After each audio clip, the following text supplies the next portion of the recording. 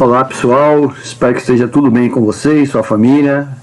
A gente vai falar hoje um pouco estrutura, análise e balanço dos quocientes de liquidez ou solvência. E aí a gente pode entender a solvência e a liquidez como a capacidade que a empresa tem de honrar seus compromissos, né? A empresa pode ser mais solvente ou até a gente já ouviu falar em insolvência, né? Quando ela não tem recurso para pagar seus compromissos, tá? Então, como a gente falou, a gente já falou sobre estrutura de capitais, que era um indicador de endividamento, e agora a gente fala desse aqui, que é a nossa capacidade de pagamento, ok? Também com fórmulas ao final que a gente vai ver, da mesma forma que o estrutura de capitais, aqui também nós temos fórmulas para fazer os cálculos. Então, o que diz para nós esses indicadores? Eles evidenciam o grau de solvência ou a capacidade da empresa de pagar em decorrência ou não da liquidez financeira que garante o pagamento aos terceiros. Esse quociente mostra a proporção existente entre investimentos feitos no ativo circulante realizável a longo prazo em relação aos capitais de terceiros. Então a gente vai fazer as várias comparações também. E dependendo do índice que a gente encontrar, a gente vai avaliar se a empresa está em boa ou má situação. A interpretação desses indicadores é quanto maior esse quociente, melhor, ao contrário do estrutura de capitais. Então esse aqui, o ideal é que ele esteja acima de 1, né? E duas observações importantes.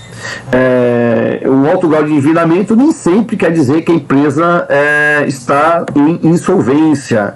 Por quê?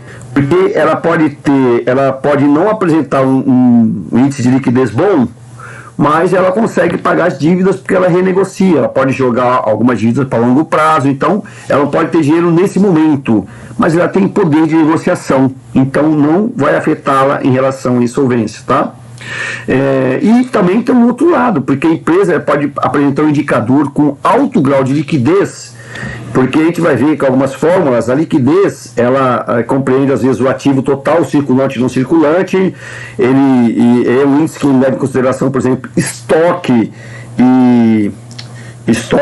e duplicados a receber, mas a gente sabe que o estoque você tem que vender para fazer dinheiro e a duplicata você tem que receber para ter dinheiro na mão. Então, você pode ter um indicador, nossa, está ótima a liquidez, tudo bem, mas o dinheiro não está na minha mão. Então, tem essa observação, ok? Então, não adianta falar, não, a empresa deu 0,98, está falida. Não, pode ser que ela tenha um grande poder de negociação e isso não afete o caixa dela para as obrigações de curto e médio prazo, tá bom? Então, o primeiro indicador nosso é liquidez geral, como diz aqui, liquidez geral, ele pega tudo do ativo circulante, mais o realizável a longo prazo, e também o passivo circulante e o exigível a longo prazo. Então, ele compara os dois, e isso revela aí, para cada R$1 de grana que a gente tem, se a gente consegue liquidar todas as minhas dívidas. O índice B é o de liquidez corrente, aí veja só que aqui ele só considera realmente aquilo que a gente circula mais na empresa, observando que, interessante que no passivo circulante nós temos as datas já de vencimento, correto? Então a gente sabe que o salário vence no 5º dia útil, os impostos também vencem com suas datas corretas, e nós temos o ativo circulante, que, como eu falei, nós temos alguns indicadores que podem te dar um bom indicador, mas não ter grana na mão. Então essa é a forma, né? Então revela a capacidade financeira da empresa em cumprir seus compromissos de curto prazo. Então, quanto que eu tenho de R$1 no circulante para cada R$1 de dívida no passivo circulante? Então, o meu real de ativo, o ideal é que sempre eu tenha a mais, né? Eu tenho dinheiro sobrando no ativo, que aí diz que eu posso pagar o passivo. Ainda em relação à liquidez corrente, a gente fala do capital circulante líquido. O que é o capital circulante líquido? É justamente a folga financeira. Então, se para cada R$1 no ativo eu tenho 1,10 no ativo, eu tenho 1,90 centavos no passivo, significa que essa sobra é meu capital circulante líquido. Eu consigo pagar todas as minhas dívidas de curto prazo e ainda sobra uma grana para ficar circulando. E aí eu já coloco aqui de novo duas questões importantes. Eu levo em consideração aqui, prazos dos meus recebíveis, porque vamos imaginar o seguinte, como eu falei, eu tenho salário para pagar no 5º dia útil. né, de 30 mil, e eu tenho 100 mil para receber de duplicata, tá legal, né? Eu tenho mais direitos do que obrigações. Só que é o seguinte, enquanto o salário eu pago no 5º dia, as duplicatas eu só recebo no 20º dia. Então, aquilo que nós dissemos, eu posso ter um índice bom de liquidez, mas o dinheiro não está na minha mão. E também estoque. Eu posso ter aqui um grande número e nível de estoque. Então, para ser liquidez, esse estoque tem que estar vendido, porque também não adianta. Eu tenho 1 milhão de estoque, tá? Meu índice de liquidez é ótimo, só que eu não vendi nada. Então, não tenho dinheiro em caixa para honrar, por exemplo, a folha. O que adianta ter um estoque de 1 milhão, só que eu preciso de 100 mil para a folha que vence no 5º dia útil, entenderam? Então é sempre importante ter essa folga que vai nos dizer que a gente vai conseguir pagar a dívida de curto prazo do circulante, porém, atentos a esses dois. Então eu não posso fazer aqui uma interpretação só isolada do indicador.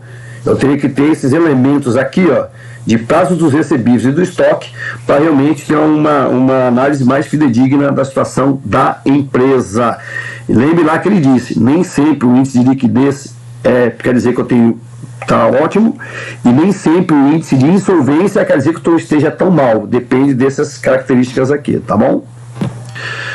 O terceiro índice é o índice de liquidez seca. Vejam que aqui seca porque ele já despreza o estoque, então ele não quer saber do estoque, ele tira da conta estoque, justamente para ele ter mais assertividade.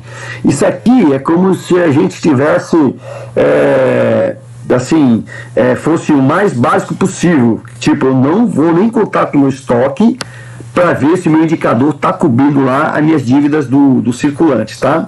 Então, revela a capacidade financeira líquida da empresa para cumprir seus compromissos de curto prazo, ou seja, quanto a empresa tem no ativo circulante para cada R$1 de dívida no passivo circulante, só que aqui sem contar com o estoque, até porque o estoque eu tenho que vender a mercadoria para fazer dinheiro, tá bom? E aqui nós temos o índice de liquidez imediata. Esse aqui então é realmente, olha só o que ele faz. Veja só que ele vem desprezando, né? Lá no outro ele contava tudo, depois ele desprezou o estoque e agora ele tira o estoque e as duplicatas a receber. Ele fica realmente só com o que ele tem na mão de grana. Então olha só, revela a capacidade financeira imediata da empresa para cumprir seus compromissos de curto prazo, ou seja, quanto a empresa tem no caixa, bancos ou aplicação de liquidez imediata para cada R$1 de ativo do passivo circulante. Então, isso aqui assim, é contar o seguinte, com a grana que eu tenho na mão, então eu não dependo do estoque, eu não dependo de duplicatas, eu consigo pagar o que eu devo lá no passivo. Então, se esse indicador der positivo, a empresa para mim está em excelente condição, porque você está falando de grana viva, ok? E diferente dos outros dois indicadores anteriores e dos 3 anteriores, né? Que leva em conta todo o teu ativo, ou todo o teu estoque, ou todo o teu estoque mais as duplicatas a receber. Então, assim, pessoal, da mesma forma que estrutura de capitais, nós temos as fórmulas dadas, vocês por enquanto só utilizam lá o balanço patrimonial para fazer essas fórmulas e façam aí análise, né? Porque como eu já expliquei, fazer a fórmula matemática é bem simples, um divide pelo outro, dá um número, tá, mas e aí? Esse número tá bom, tá ruim, significa que a empresa está com grana em caixa para pagar dívida, significa que ela não tem grana para pagar as dívidas de curto prazo. Como é que está a situação dessa empresa? Então, uma análise breve aí, 2, 3 linhas é o suficiente, beleza? Então, pessoal, era isso por hoje. Vamos lá, boa tarde para vocês, boa atividade e até a próxima. Um abraço para todos, tchau.